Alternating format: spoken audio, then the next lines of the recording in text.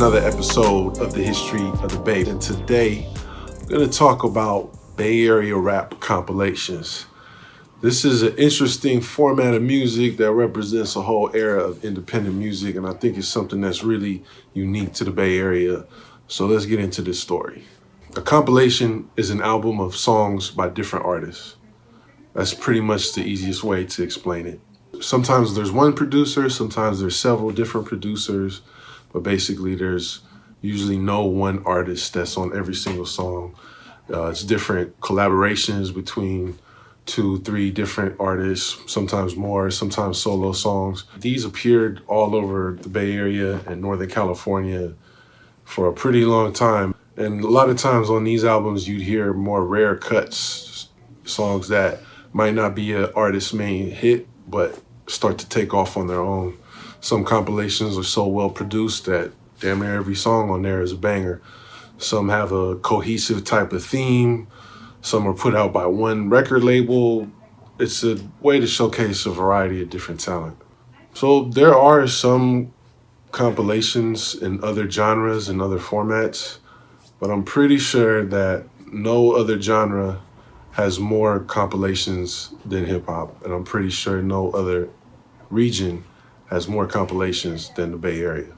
You know, compilation could be anything from like Motown's greatest hits or those CDs you would see for order late night back in the day with the hits of a certain decade. You had certain rock artists and pop artists coming together to do a compilation to end apartheid in South Africa. But really, I haven't seen anybody do more compilations than hip hop artists. I think this speaks to the versatility of being a lyricist and different producers being able to showcase their skills. You know, you can kind of keep pumping verses out if you're that type of artist.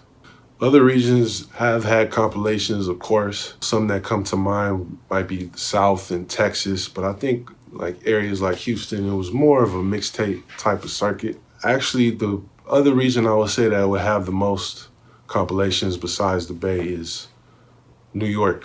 There's compilations like Violator, there's the Queensbridge compilation, there's different Wu-Tang compilations that have popped up over the years, but I still don't think that comes anywhere close to the number of compilations that came out of the Bay Area, Northern California scene. And one reason why there are so many compilations in the Bay is because people found out that it was a pretty good way to make money. The demand for music in the Bay and Northern California is so high that you can keep pumping stuff out and feeding a hungry audience. When you're talking about nationwide artists and nationally recognized music scene, the Bay Area is often left out, but the hardcore audience in the Bay Area, Northern California, is so devoted that plenty of people were able to be successful just circulating around this market alone. We're talking millions of people. And also back in the day when you actually had to buy a physical copy of a record or a CD or a tape, that's all the music you have until you buy something else. And you know how it was driving around. After a while, you play out the same CD if you hear it over and over again. So there's always a reason to be looking for more, and compilations helped fill that void when artists were in between projects or people just wanted to drop something real quick. People started seeing that this was an opportunity to feed this hungry audience. It's also a good way to flip some money for a lot of people who were trying to get out of other hustles and enter into the rap game. The record labels, as I mentioned, too, would do this to feature some of their own artists or other people they work with. And even solo artists or groups would put out compilations because that was a way to keep feeding the market with their name and their brand, and in many cases their own independent label, without having to put in all the work of a solo project. So I'm gonna break down the earliest lineage of how the compilations came about. I do believe that Herm's Trying to Survive in the Ghetto was the very first Bay Area rap compilation. Herm is known for doing a lot of positive intros for other artists like RBL Posse. He's a motivational speaker. He's a neighborhood fixture in San Francisco, Hunters Point. Basically at a time that he was trying to change his life for the better and find some legitimate ways to succeed and to thrive. and people around him were starting to get into rap and seeing the possibilities there, he decided to get into the game too. And I think this set the blueprint for what people would try to do with compilations from thereafter. I believe most of the album was produced by TC, and the project features all San Francisco artists, including Rappin' Forte, Cougnut and IMP, RBL Posse, JT the Bigger Figure. This compilation did really well. Herm was able to take advantage of that market that I was speaking of that was just starting to emerge, but was ready for that regional San Francisco Bay Area sound. So he did the hustle just like a solo artist would hustle their own album independently, hitting up the mom and pop stores, hitting up high schools, going to different outlets, looking into distribution, putting on shows, putting on events, featuring some of the artists on the compilation, and using the compilation to promote a positive message. This put a lot of people on. It was very helpful to the artists who were on this project and their careers, and it helped set the tone for what was to come. These are two other compilations that Herm put out down the line. He's put out a lot of stuff over the years. He's still out there doing positive things. Shout out to my guy, Herm Lewis. So I believe the second Bay Area compilation, or at least the second major Bay Area compilation, was actually Master P's West Coast Bad Boys on No Limit Records. I've talked about this extensively on my channel, about Master P's connections and beginnings as an artist and a record label owner in the Bay Area, about what he learned from the Bay Area hustle and also what he contributed to the game. I don't know for sure if Herm was directly responsible for inspiring Master P to do this. I'm pretty sure he did. Herm even appears on the intro to this compilation.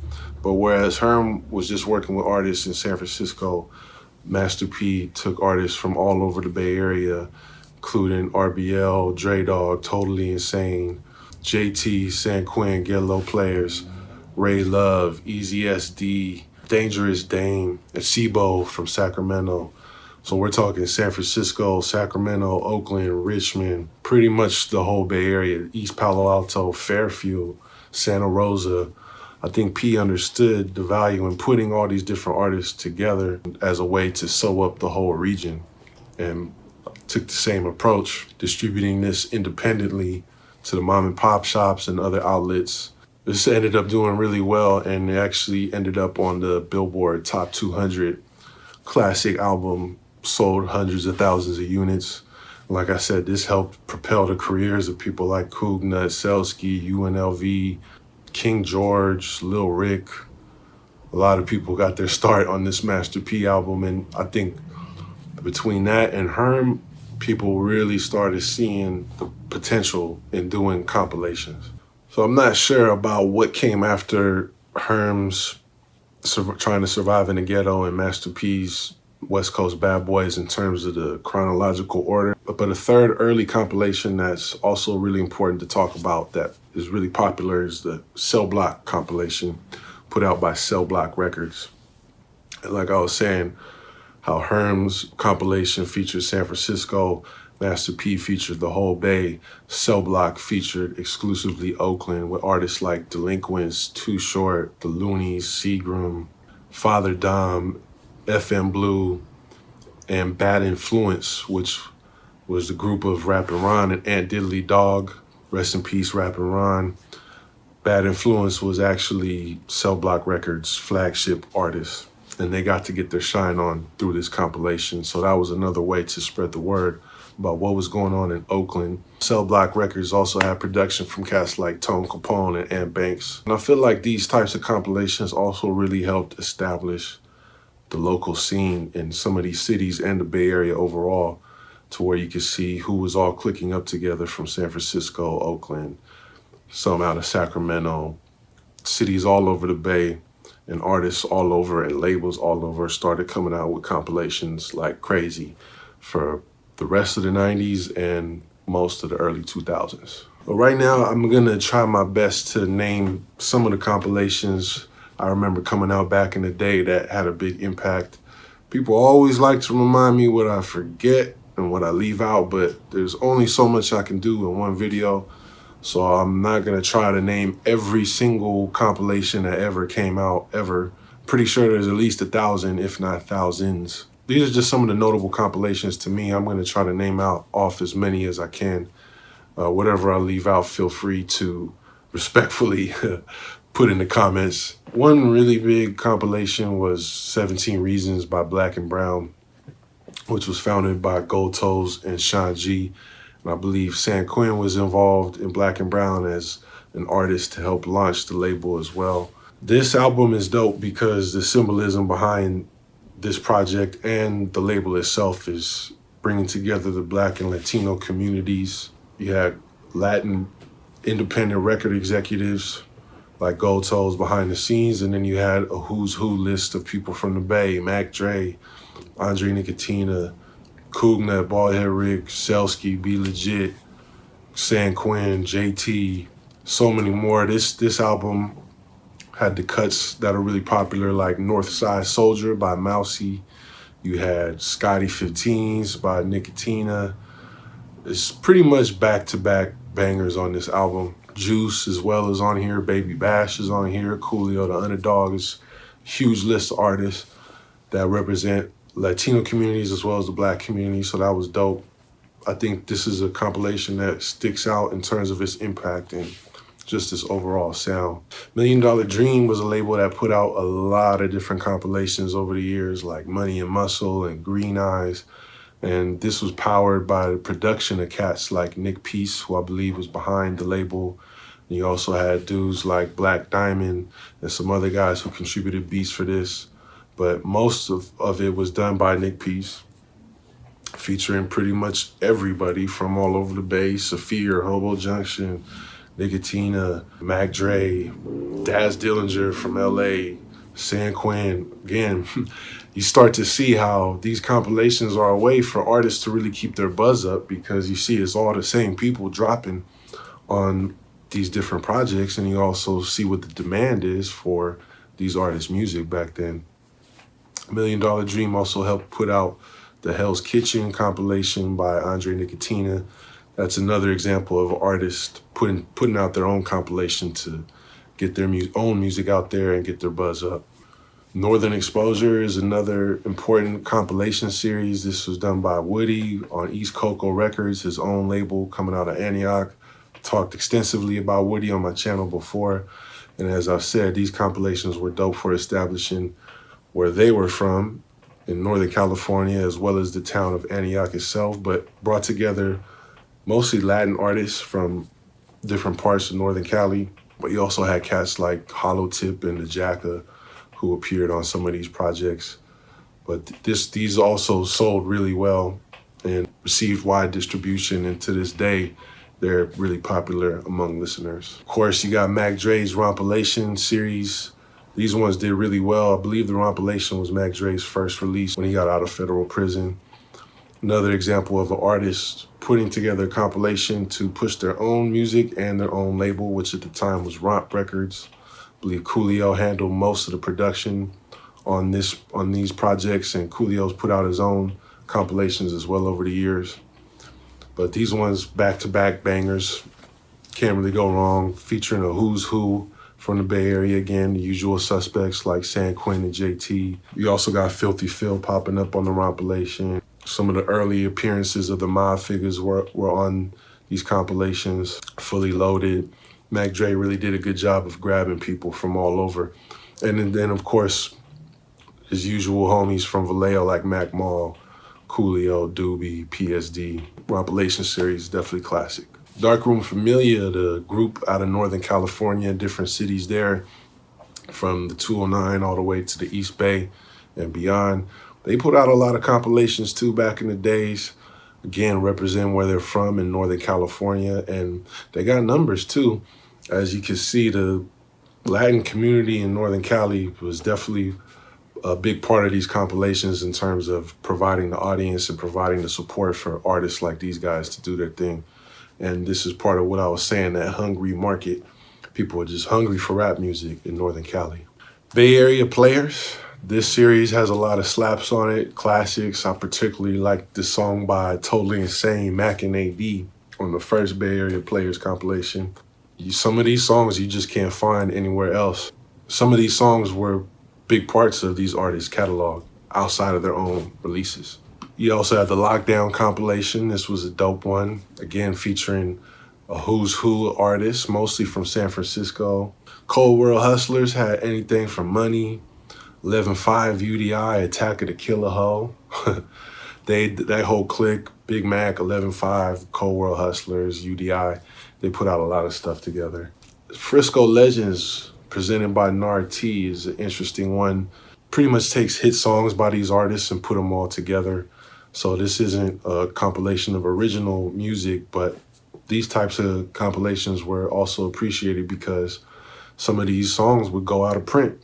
This was in the days where there was no computer, so if you didn't have the CD, or maybe you had the CD and you lost it or it got scratched, sometimes compilations like these will help fill the void. And Nard T, aka Hard Nard, is a Frisco legend himself, and this is another example of the different types of people who would jump into the rap game in one way or another. Also got to shout out Mystic Journeyman, Sunspot Jones, Lucky I Am, part of the Living Legends collective. They had compilations out too, like Stop and Retaliate, and they were definitely big on the independent records hype back in the day too, so it makes sense that they would pick up on the compilation wave as well. Sick With It Records put out a lot of compilations over the years, such as Southwest Riders. I really like this one right here, Isolated in the Game. This has a lot of bangers by cats like Selsky, Andre Nicotina, many others. This is another one where there's just, I would say, back-to-back dopeness on it. Tales from the Sick was this compilation that was put out by this group called Too Sick. Besides that, their first album and this compilation, I never really heard much from them after that. I'm not sure where they're from, but I thought they were dope. This is some real underground shit I was on back in the day. By the early 2000s, I would say things started slowing down a little bit, but you still had some projects coming out like Dope Game, which Keith the Sneak presented, Power Moves by Louis Loke and Showman Records. This was a dope one, I remember. You could say the Tracks of Millions album, The Slap Addict, is a bit of a compilation. It's all his beats. It features people from all over the Bay, including the superstars of the hyphy movement. But you could also say it's his album as a producer. Droopy dropped the Bay Bridges compilation, which was a way to highlight his production that he was doing with cats from Sick With It Records and a lot of others at the time from all over the Bay Area. Also got a shout out to Frisco Street Show compilations. This was put out by Frisco Street Show, which was a series of record stores. They actually have Vallejo Street Show. They had Oakland Street Show at one point. The Frisco Street Show ended up moving to South San Francisco. That's when I first started going down there. But they were also a record label. They put out some dope compilations as well as albums by artists like The Jacka and Hustler, San Quinn, Messy Marv. They kind of transitioned into 100 Racks at one point, which was an energy drink along the lines of Hyphy Juice around the same time period. 100 Racks put out projects by cats like Quinn and Sibo and others. So this was definitely a powerhouse record label that didn't really have any flagship artists, but they would pretty much work with whoever was hot at the time, either on solo projects or compilations. And even though I said it started slowing down in the early 2000s, that doesn't mean that there weren't still hundreds of them being released all over on all different kinds of levels from all different kinds of regions. I just say it started slowing down a little bit, probably because of the transition from the CD to the digital market. Like I said earlier, one reason these compilations came in handy is because people actually needed CDs. And so they would be constantly looking for something new to put in their car stereo or something. As digital music and MP3 CDs and the MP3 players started coming out, that need kind of slowed down. But also, after a while, probably got too much. Hip hop overall became oversaturated, and even though there's this really hungry local market that's still there to this day, after a while, there's so many compilations coming out by so many people that it's hard to really make something that sticks out. So I would say that's probably the main reason why this scene dried up. Over the years, you've still had a few new compilations pop up here and there. I believe Sick With It Records actually just released a compilation this week. I know Burner has done the Dirty Money compilations. But I'm not sure if this era will ever come back the way it was, where there was so much volume of these being released all the time. I think there's still space for projects like these to drop, especially if there's one producer behind it or one label. I guess another example you could say is the 415 album that came out by Empire that had a lot of the newer San Francisco artists on there, like Lil Yee, Zay Bang, Prezi, Lil Peep, Lil Bean. That was dope to see that kind of coming back. That kind of reminds me of the old school Bay Area compilation. So I think there definitely is space for some of these to come out. Maybe I'll drop one day. That would be dope. I've always wanted to see collaborations between the older generation and the younger generation of artists. I think a compilation bringing those two groups together would be dope. I think if there's a hungry collective of artists out there that want to try to get their name out there and they all rock together anyway, this would be a dope way to do it. I think if there's a hungry producer out there, you could easily hustle up enough beats to get different artists to drop records for you. I think this whole scene that happened too also spoke to the availability of local artists. Like Bay Area music is really grounded in the soil, so it's not impossible to find a way to get in contact with someone if you want to buy a verse from them or buy a beat. Artists back then were really hungry for feature money, and that was definitely part of the grind. It's also a trip how much had to be invested for these to pop off. If you're thinking about paying every single artist for their lyrics, paying every single producer for their beats, which didn't always happen, and paying for graphics, paying for promotion. That's where you see cats like Gotos and Herm and Master P really had that eye for marketing. For people like that were inclined to really push their line and push their hustle and saw how this could work out and had the stacks to put up to make something like this happen, that combination was able to make this successful. But I don't think compilations are dead. People still love some of the old compilations, including the ones I mentioned, and we'll see if they come back someday. But for now, this is another chapter of the history of the Bay.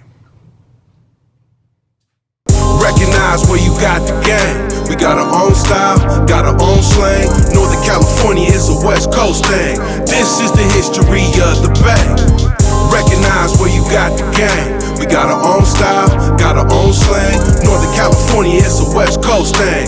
This is the history of the Bay.